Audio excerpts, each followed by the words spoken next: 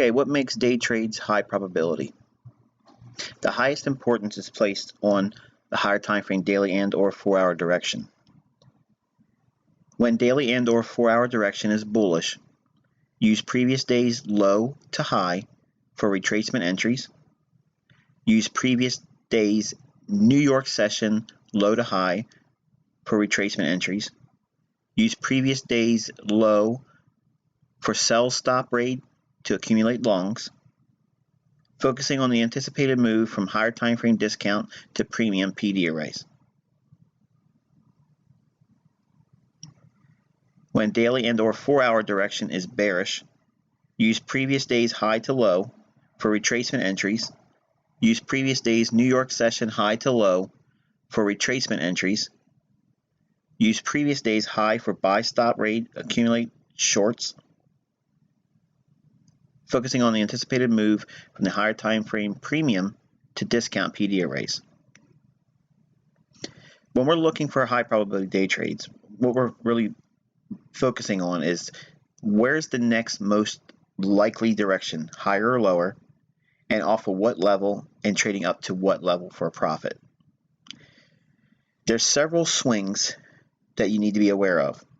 Obviously, the previous day's high and low, the previous day's New York session range from high to low. That means the session's highest high and the lowest low during the New York trading hours.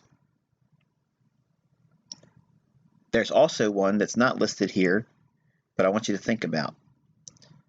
What's the highest high and the lowest low during the London session? That means the London high and the London low for the London kill zone. Then also looking at the London high or low to the low or high contrary to it. In other words, the total range from the London session extreme, whether it be high or low, to the low or high prior to the New York session beginning. So between New York opening, what's the extreme on the range for that day in London? Is it high or low relative to the beginning of New York session? That range also is important.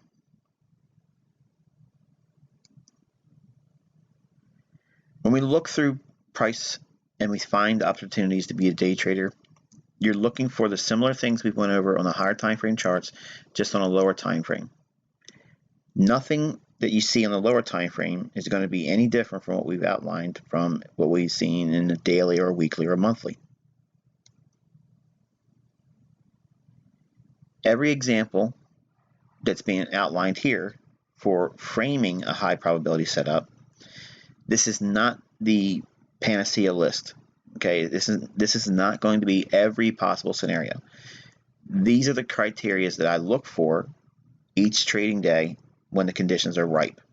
So in other words, I've done my due diligence, if you will, from the higher time frame, and I've arrived at what I believe is the most probable direction on a higher time frame chart.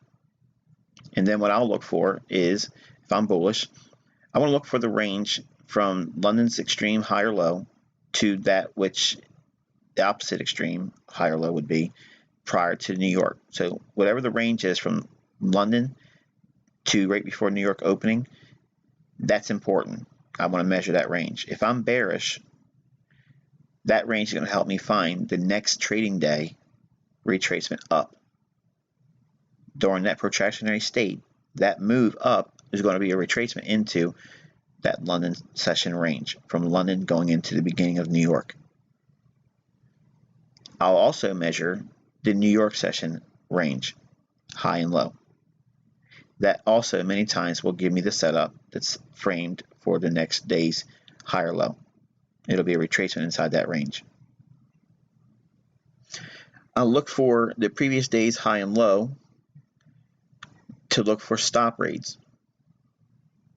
Generally, you're going to see those scenarios occur when there is an end to a most recent move. In other words, if we've seen several days go up, it's going to go up into a premium array, and it's probably going to trade above an old high.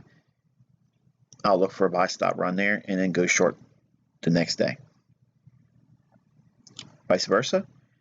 If the market's been trading lower and it trades down to a discount PD array, I'll look for the market to trade down below a previous day's low.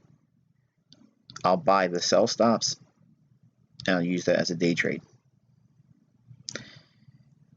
Daily and 4 hour, when we use those independently or in concert with one another to build our bearish or bullish ideas, what we're looking for is the price analysis of seeing, is price supporting bullishness, or is it bouncing off of bullish order blocks? Is it rejecting old lows and showing a willingness to go higher? Is it filling in gaps below us and then rallying? Those ideas are the first things that we look for. And then, are we seeing short-term premium arrays violating? If that's occurring, then it's bullish. Institutional order flows is bullish, and the opposite is said in reverse when you're bearish. When do I look to buy for day trades? Ideally in seasonal periods of the year, but it's not required. But ideally, it has to make the list in here because this is the high probability series. When the current quarter or new quarter is expected to be bullish, after the daily chart has reacted positively on a discount PD array, it could be a bullish order block, any of the discount arrays that's known to you by the PD array matrix. When price has a clear, unobscured path to an opposing premium array. In other words, it's very easily seen what it would reach for above you presently. If you can't see it very easily, it's probably not going to be a high probability setup. The ideal days of the week buying are Monday, Tuesday, and Wednesday. You are going to refer to the central bank dealers range and determine if it's less than 40 pips ideally. And we're going to demand that the Asian range is in a 20 pip range or less ahead of Frankfurt opening. Buying between 2 a.m. and 4 a.m. New York time, we're going to be seeking the low of the day. We're going to be buying at 1 to 2 standard deviations of central bank dealers range and or Asian range coupled with a discount PD array. The time frame we're going to execute on is a 15 and or a 5-minute chart. Now, where do I look to buy for day trades? I like buying under the Asian range plus 5 pips for the spread. I like looking for fair value gaps below a short-term low from the previous day's New York session. In other words, after New York opens up, I'm looking for short-term lows that formed going into the close of the start of a new day, 0 GMT. I look back in the previous day's range. In the New York session, generally you're going to find a low. And if we can drop down into that in London, I'll look for those sell stops to be triggered, and then I'll go long from that. But it has to overlap with other things. Central bank dealers range, Asian range, those ideas. Also, it has to be in time of day. London open kill zone. Bullish order block that resides below a short-term low, either in the previous day or intraday today. In other words, it could be a short-term or intraday low that formed, and then it trades lower than that into a bullish order block. That's a very, very strong condition when the overall picture is bullish. I would be buying in that scenario during London. If I'm very bullish, I'll trade long at 1 standard deviation below the central bank dealers range or Asian range and any discount PD array overlap while in the London kill zone. Inside the protraction, lower post 12 a.m. to 2 a.m. with IPTA. In other words, it's trading down. I'm going to be looking to go long during that Judas swing. And again, it has to be an overlap with a discount PD array. Filling a liquidity void that completes under a short-term low. In other words, what we saw on the second setup, fair value gap, it could be a larger gap, which would be basically a liquidity void that would be completed or filled in below a short-term low. So what we're doing is we're really trying to buy below lows, looking to accumulate sell stop liquidity that we can buy from. if after rally post 12 a.m. New York time, buy the first retracement into a 15 and or 5-minute bullish order block. So in other words, what I'm saying here is if we have rallied right after midnight, we didn't see any drop down or protractionary state that would put us into a discount. If it's been rallying straight up, if we get into the 2 o'clock to 4 o'clock time period of the day, London kill zone, sweet spot if you will, I'll buy the first retracement down into a bullish order block on a 5 or 15-minute basis. 1 to 2 standard deviations in the Asian range coupled with discount PD array. In other words, I'm looking for 2 or 1 standard deviation drops of the Asian range, total range, down, and it's going to be overlapping with a discount PD array. So I'm blending those two. If a short-term low is taken out twice, but there has been no upside protractionary state, in other words, we haven't seen the market go up first and then go down twice, the second time in that condition, it's probably going to keep on going lower. But if it has not seen any protractionary move on the upside or due to swing up, we go down for a low and then one more time blow out that low, I'll buy that as a turtle soup. Now, what I've outlined here are my favorite setups. These are the conditions, and you have to find them in examples. I could show you examples, but nonetheless, that's not going to help you. These are the frameworks I look for. In other words, if I see these types of scenarios unfold, generally these are the ones that typically get into my thought process. I'm looking for certain things to line up, some type of play, or for instance, if we were a sports team, okay, and the coach has a playbook, and he likes certain plays that he makes his players go through. Well, these are the scenarios I love when it comes to trading the London Open. These are my toolbox or consistency. These types of trades form several times a week. If you look for a few of them and understand what they are, when the market's bullish, we've shown willingness to respect the daily discount PD array. One of these criteria are going to meet. Every London session out there will have something in this list that forms. Now, I already know what you're going to think. Wow, Michael, this is a lot. Which one do I pick? Well, if you study them, they all don't have the same characteristics. It depends on what the market's providing you. So when you're watching 12 a.m. New York time, we're watching to see which scenario unfolds. Remember, we're looking for that initial drop down ideally. But if it doesn't happen, we have one condition here where it says if it rallies straight from 12 a.m., when we get to 2 a.m., we're going to buy the first retracement into a 15 or 5-minute order block. Boom, it's over. So you got every scenario that I would be looking for a London Open long. Placing stop losses in a buy for day trades. Whatever you do and whatever you use for your initial stop loss, do not rush moving it. I already know what you're trying to do. You want to get to break even, plus buy, plus 20. Forget that in day trading in London, because you can get a double pass, they can come back and knock you out, and you'll miss the entire move. Leave your stop at initial until you get to at least 40 to 50% of the daily range. If you can get that in London, then bring it to break even. But anything prior to that, don't do it. If you're trading the central bank dealers range overlap with a PD array, the stop has to be 30 pips under your entry.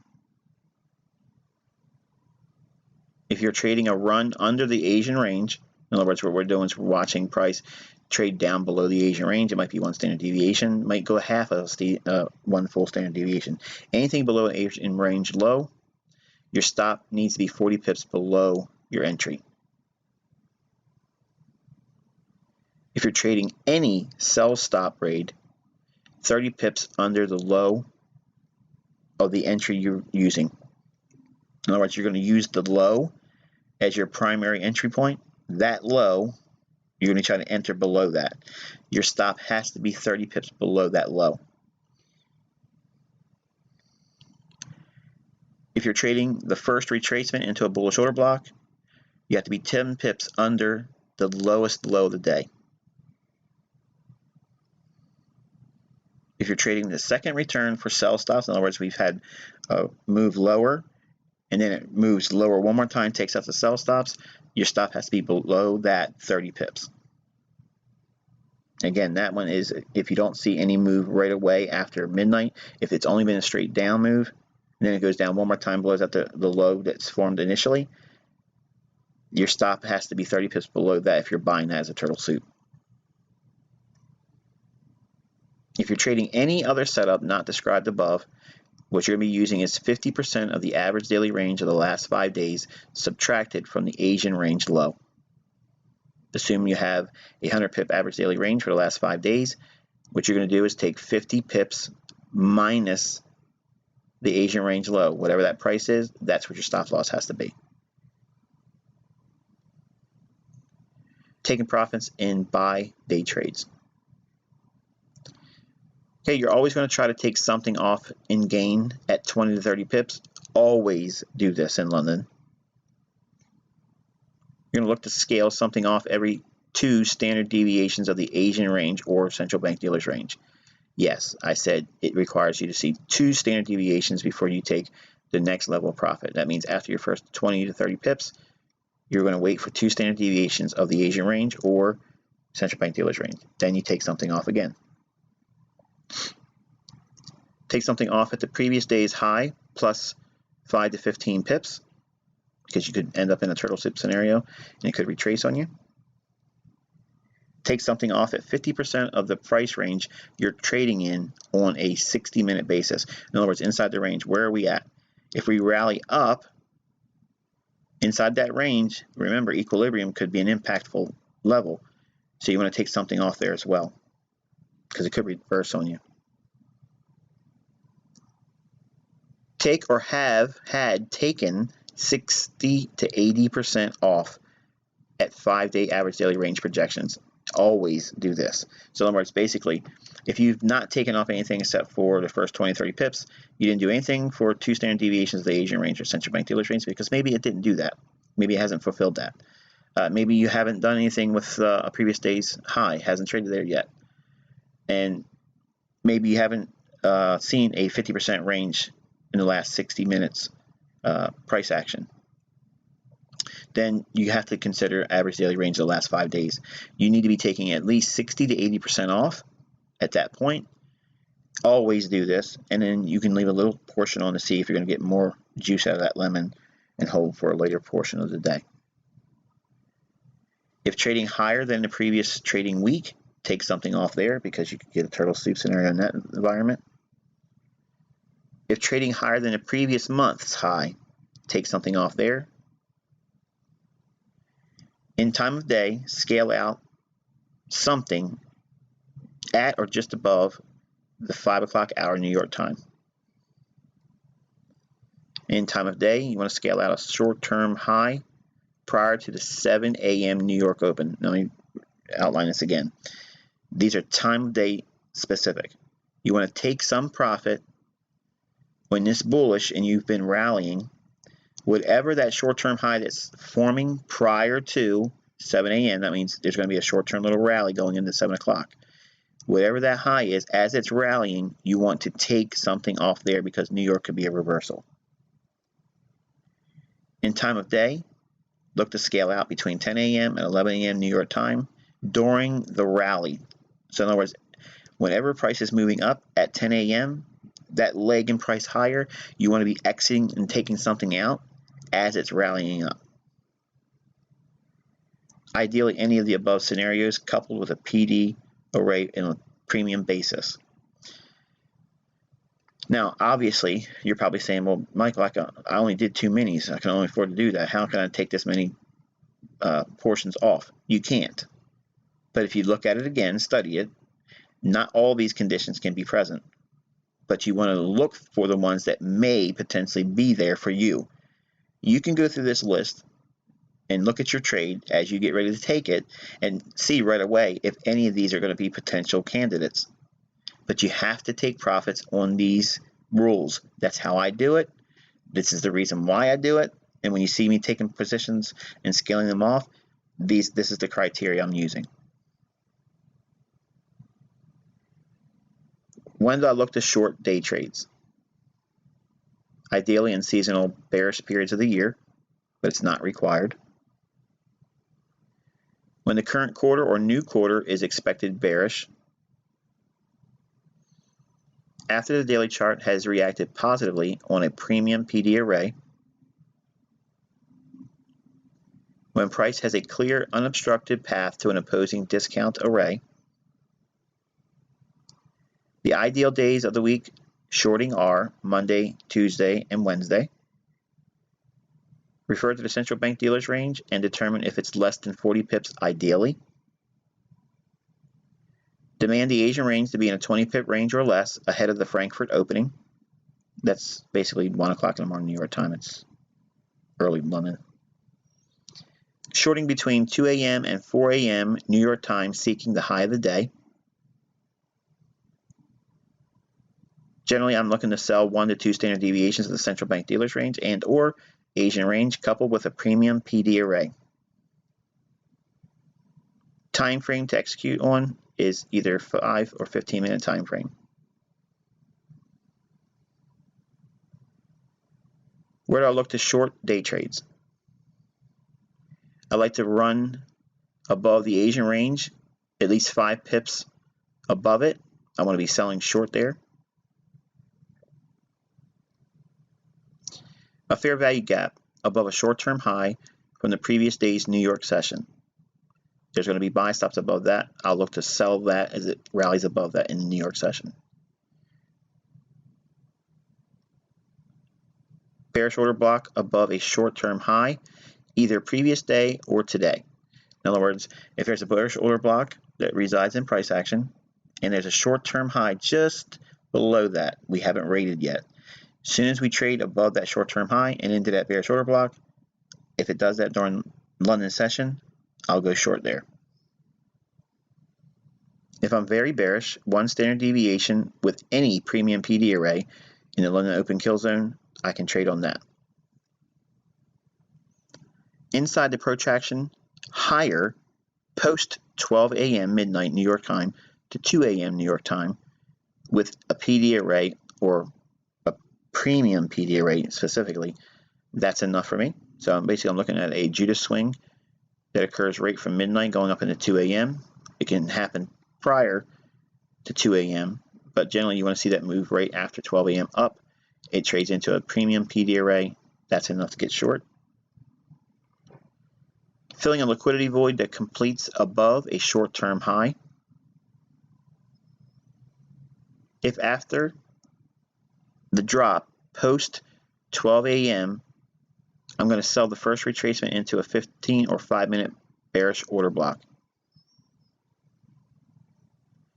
1 to 2 standard deviations in the Asian range coupled with a premium PD array, I can sell that. And if short-term high is taken out twice with no initial downside, I'll sell that as a turtle soup. Placing stop losses in short day trades. Whenever you use the initial stop loss, obviously don't be in a rush to move that. We've said that in the buy side. It's the same thing here for shorting.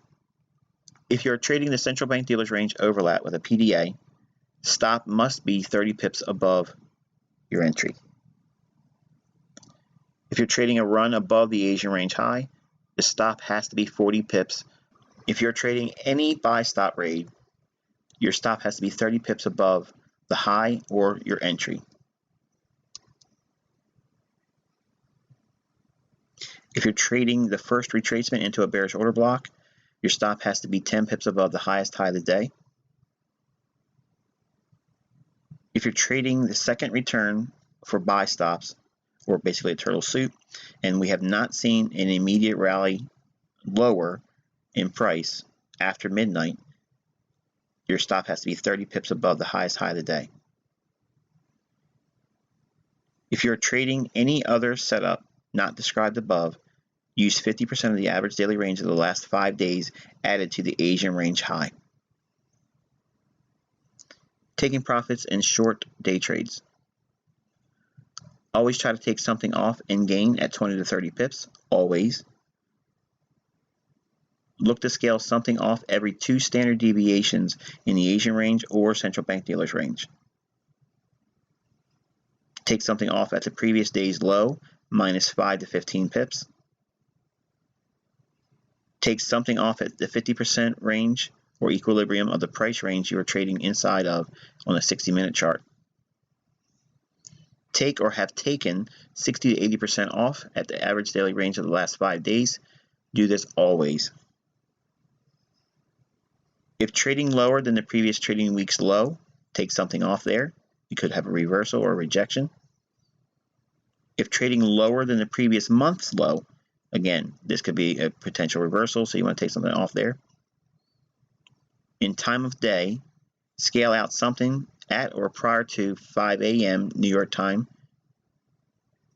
In time of day, scale out a short-term low prior to 7 a.m. New York Open. In other words, New York Open could be a reversal or generally a retracement into the 820 CME opening. So you want to be seeing profit taking, some measure of portion come off as profit as it's accelerating lower ahead of 7 a.m. In time of day, scale out at 10 a.m. to 11 a.m. New York time while price is still declining. Ideally, any of the above scenarios coupled with a premium PD array. Now, obviously, I've given you several instances and circumstances and outlines for the probable plan of action, whether you're entering, whether you're taking profit, where you're using your stop at. These are my general rules of operation. This is what I generally look for. These are the things I do, how I manage the position, what I'm doing initially with the stops, where I'm looking to take profits at. The ones that I did not incorporate here were obviously been taught in other places, so I didn't have to rehash or put in filler. Any projection on the fib 127, 168, and the 100% symmetrical price swing or 100% move, measured move, those ideas coupled with any of these as well really amplifies for profit taking. This lesson, obviously, I don't want to see it on YouTube, and if it ends up on YouTube, I'll have it pulled down. But the lesson itself, I could pretty much show this on baby pips, and nobody would understand what it's talking about. So that's the reason why I went through a great deal of information in January and all the way up to now, because you know all the elements that's being described here, or you should know them because you've studied all the previous months. The criteria and the rules of engagement that's being explained and outlined for both sides of buying and selling, not every single one of these are going to be usable. You can't use every single one of them. They're not going to be applicable to every trade that you're in. So don't think because there's a laundry list of things and scenarios here, not all of them are going to be able to be applied to your trade. But knowing what they are in advance in outline form here, you can already see how you can look to see if it's going to be a probable scenario for your particular trade idea. You may not be trading anywhere near a weekly low. You may not be trading anywhere near a monthly low. So they may not even be any consideration at all. You probably already took something off at 20 to 30 pips, and it hasn't much moved beyond that going into 5 a.m. New York time. So you wouldn't consider that either. The scaling out ahead of the 7 a.m. Maybe you have taken 20 or 30 pips already in London, and then it went, the whole full average daily range all during London. You're not going to take something ahead of 7 a.m. on that because you've already taken something based on average daily range being fulfilled. Looking at the scenarios that would potentially pan out here, and also for the entries, again, not all of them will be applicable. So don't freak out because it seems like a whole lot. And yes, you're being challenged. I promised you in the latter lessons, you're going to have to think. You have to think for yourself. You have to have rules. You have to look for these types of things yourself in the charts. They all won't be there. So you're not having to look through all these things to whittle down to what you should be doing for your trade. All of the criteria that's been listed here for the setups, the buys, the sells, where your stop loss is. There's specific rules for all of that. I have specific outlined scenarios in this teaching that if you stick to them, you'll do everything that I do on a week-by-week basis when I'm trading. So, yes, it requires you to think. Yes, it's a little bit of work, but is it worth it? Absolutely. And until next time, I wish you good luck and good trading.